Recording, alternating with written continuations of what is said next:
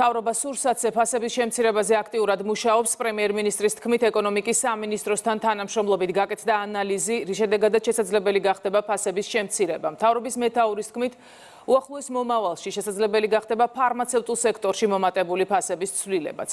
ირაკლი კობახიძე მოქალაქეებისთვის მნიშვნელოვან საკითხზე ოპოზიციის სპეკულაციებსაც გამოეხმაურა.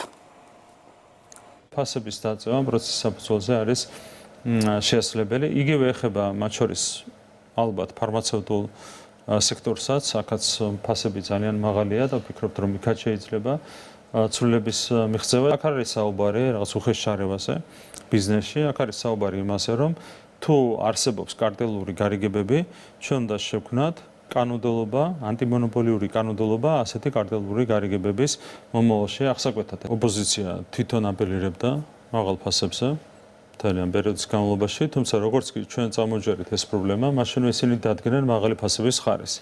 აქედან ჩანს, რომ რას საკეთებენ ხოლმე, ყველაფერი არის ფარისევლობა. შეგვიძლია გავახსენოთ ესეც, რომ დისტრიბუტორთა ასოციაციის ხელმძღვანელი არის რადიკალური ოპოზიციის ერთ-ერთი აქტივისტი, ასევე სხვა მიმართულებითაც იკვეთება მათი პირდაპირ თანამონაწილეობა. ერთ-ერთი ყველაზე მსხვილი სადისტრიბუციო კომპანიის ხელმძღვანელები არიან ერთ-ერთი რადიკალური პარტიის ლიდერები და ასე შემდეგ. ხო, ანუ ისევ ისინი ლაპარაკობენ მაღალ ფასებზე და როგორც ირკვევა, თვითონ ადებენ ეს ადამიანები მაღალ ფასნამაც, რაც საბოლოო ჯამში ფასების ზრდას იწვევს. ყველა ადამიანს მოუწევს პასუხების გაცემა.